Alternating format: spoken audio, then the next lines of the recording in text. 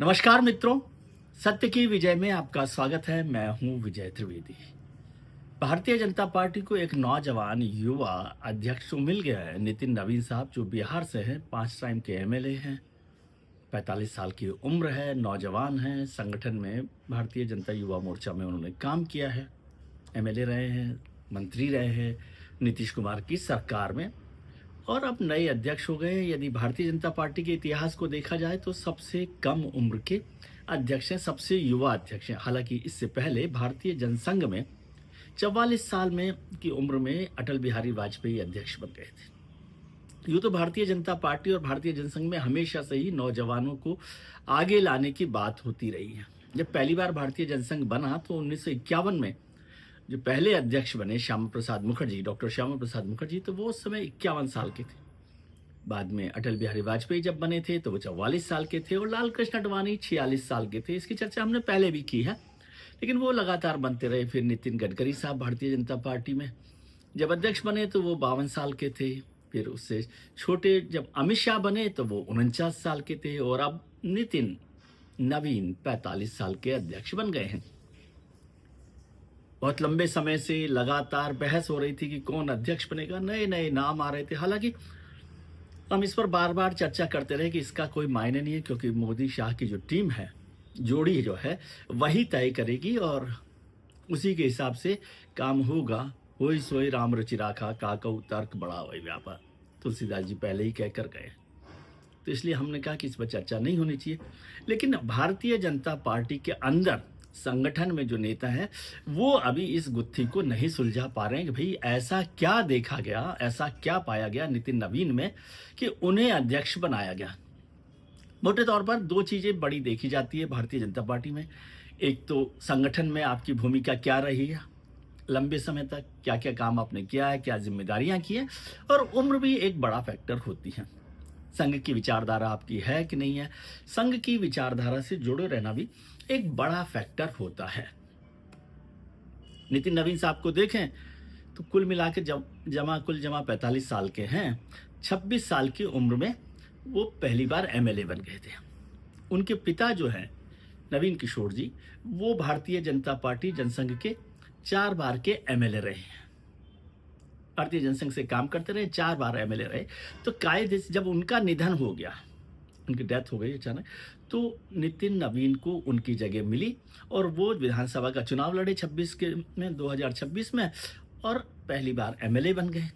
तो यदि कायदे से देखा जाए तो परिवारवाद के खिलाफ लंबी मजबूत लड़ाई लड़ने वाली भारतीय जनता पार्टी को पहला नेपो किड अध्यक्ष मिला है। डिनेस्ट परिवार से सीधा उतरा हुआ अध्यक्ष नितिन नवीन, फादर नवीन किशोर एमएलए रहे, भारतीय जनसंघ में काम किया, भारतीय जनता पार्टी में काम किया, और उनके निधन के इमीडिएट बाद 26 साल की उम्र पढ़ाई छोड़कर वो एमएलए बन गए और अब अध्यक्ष बन गए। तो पहले नेपो किड अध्यक्ष हैं भारतीय जनता पार्टी के नितिन नवीन साहब। जाहिर है 26 साल की उम्र में बन गए थे, तो उससे पहले उन्होंने आरएसएस के लिए कोई काम किया नहीं होगा, शाखा में जरूर गए होंगे, और पढ़ाई उन्होंने की है इंटरमीडिएट तक। तो एबीवीपी से भी उनका कोई मेरे ख्याल से कनेक्शन नहीं रहा होगा, क्योंकि एबीवीपी नॉर्मली कॉलेज टाइम में विद्यार्थी परिषद छात्र संगठन है भारतीय जनता पार्टी का।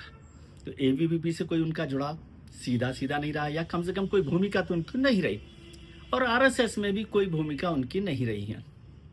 भारतीय जनता पार्टी में वो भारतीय जनता युवा मोर्चा में जरूर रहे हैं। एक जमाने में बिहार भारतीय जनता युवा मोर्चा की जो बिहार यूनिट है, उसके अध्यक्ष भी रहे। तो ये कुल मिलाकर बात है। इसके अलावा कोई क्राइटेरिया उनके पास नहीं है, न संगठन का, न विश्व हिंदू परिषद का, न आरएसएस की विचारधारा का, न भारतीय जनता पार्टी में। कुल मिला के 20 साल उनका भारतीय जनता पार्टी में कार्यकाल रहा है, और वो एमएलए के तौर पर ही रहे, इसलिए 5 बार वो एमएलए चुने गए हैं, माफ कीजिए। तो ये गुत्थी भारतीय जनता पार्टी के बड़े नेताओं को, खासतौर से युवा नेताओं को बहुत परेशान कर रही है। अब बहुत सारे युवा नेता हैं जिनके नाम पहले चर्चा में चल रहे थे। भूपेंद्र यादव जी हैं, बड़े संगठन में काम करने वाले, उनके पास बहुत सारी, उनके मुकुट में, उनके सहरे में बहुत सारे जीत के वो लगे हुए हैं, मन के लगे हुए हैं, डायमंड्स लगे हुए हैं। धर्मेंद्र प्रधान है, वो भी बड़े मजबूत लीडर हैं, उनका नाम भी है, वो भी यंग लीडर हैं। अनुराग ठाकुर हैं, और उससे अलावा जो दो बड़े नाम जिनका चर्चा थी, शिवराज सिंह चौहान हैं, नितिन गडकरी साहब हैं जो पहले भी अध्यक्ष रह चुके हैं। इन सबको बड़े चक्कर आ रहे हैं कि भाई हुआ क्या। और खास तौर से धर्मेंद्र प्रधान, भूपेंद्र यादव और शिवराज सिंह चौहान का नाम तो लगातार चर्चा में चल रहा था। जो लिस्ट बन रही थी, जो बीजेपी का नया अध्यक्ष बनेगा, उसमें इनका नाम सबसे ऊपर है, धर्मेंद्र प्रधान साहब का, भूपेंद्र यादव साहब का और शिवराज जी का। संघ की तरफ से भी सहमति थी इन तीनों नामों पर, ऐसा बताया गया। लेकिन तीनों में से कोई नाम नहीं आया। क्या वजह है? एक वेबसाइट है द प्रिंट, उसके पॉलिटिकल एडिटर हैं डीके सिंह साहब। वो भी शायद इस गुत्थी को सुलझाने में लगे हुए। मैं भी बहुत कोशिश कर रहा था, भारतीय जनता पार्टी के नेता तो लगातार कोशिश कर रहे हैं। तो उन्होंने कुछ हिसाब किताब लगाया, वो मैं आपको बता देता हूँ। उन्होंने बताया नवीन साहब के बारे में। उन्होंने कहा कि नवीन साहब युवा मोर्चा में रहे।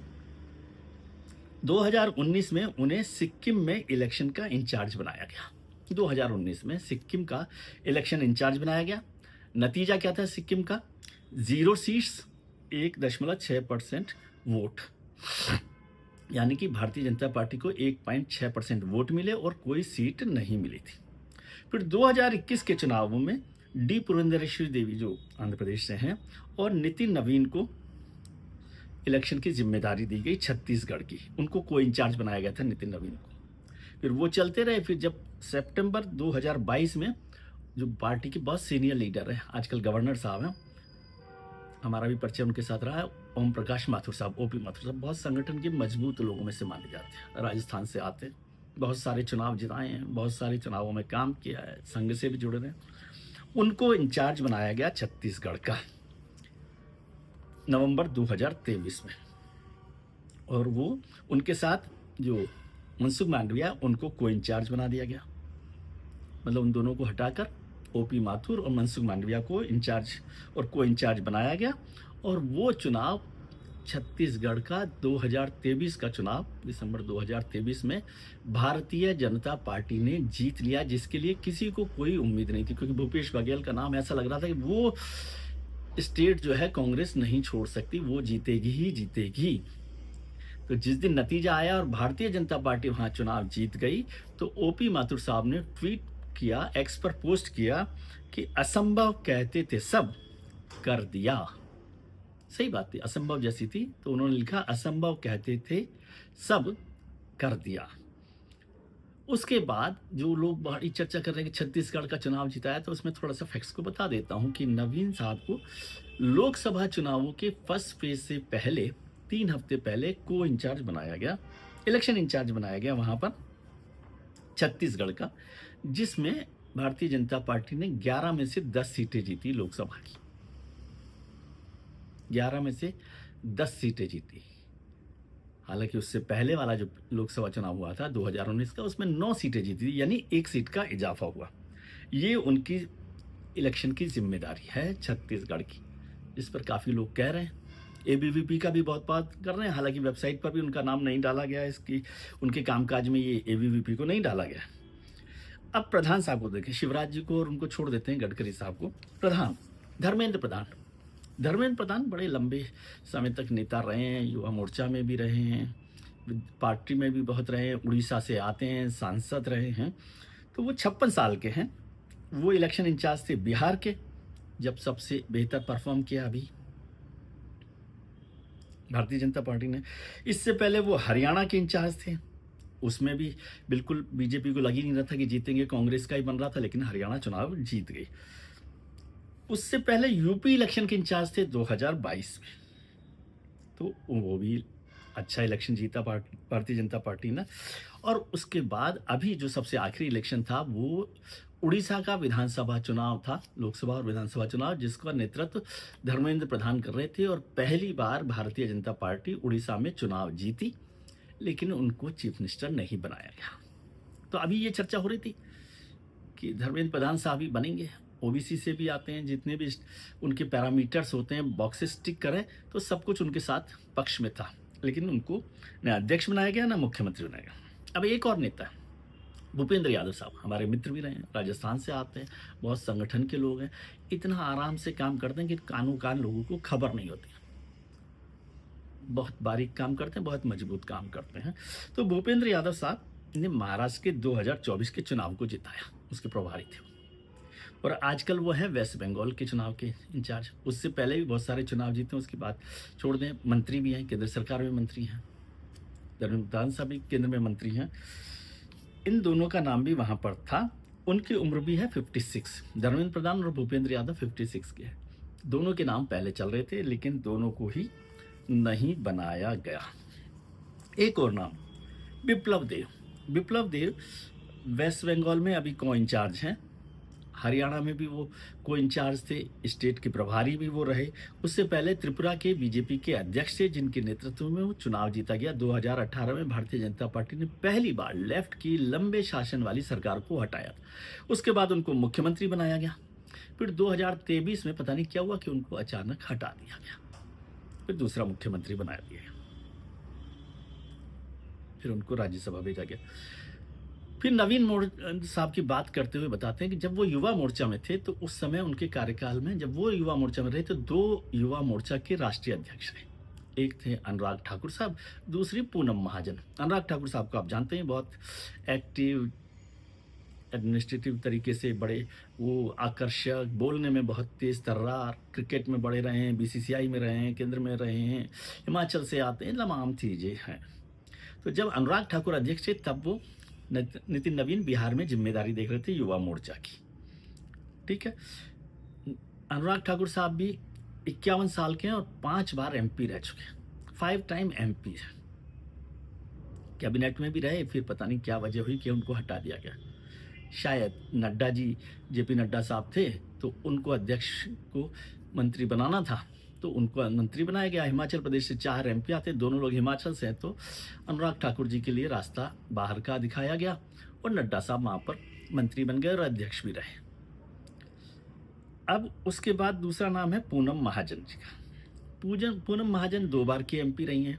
प्रमोद महाजन जी, इनका नाम आपने सुना ही होगा, उनकी बिटिया हैं, 2 बार एमपी रह ली हैं। 2024 के चुनाव में उनको टिकट नहीं दिया गया।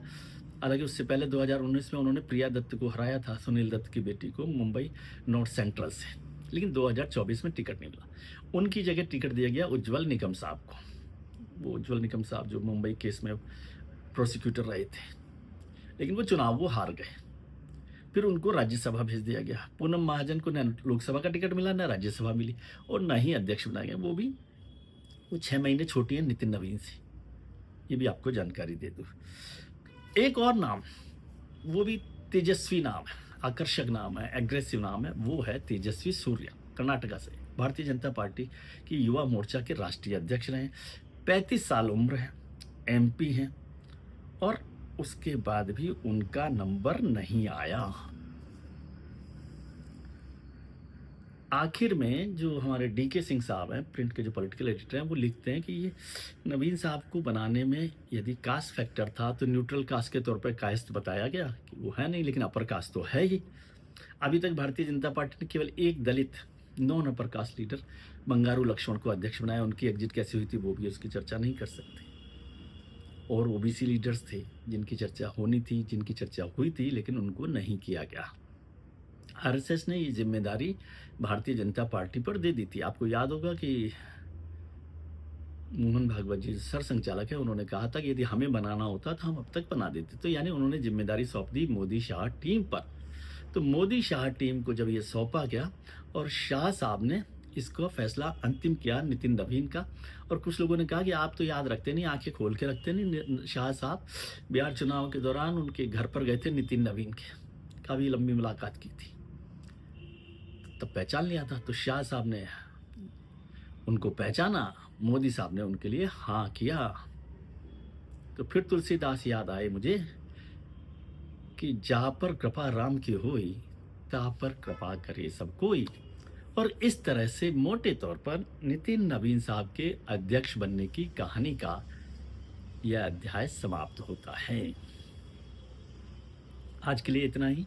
हम उम्मीद करते हैं कि आपके लिए आने वाला कल आज से बेहतर हो। आप अपने मित्रों, परिजनों, रिश्तेदारों के साथ खुश रहिए, मस्त रहिए, स्वस्थ रहिए, व्यस्त रहिए। नमस्कार, आभार, प्रणाम, शुक्रिया।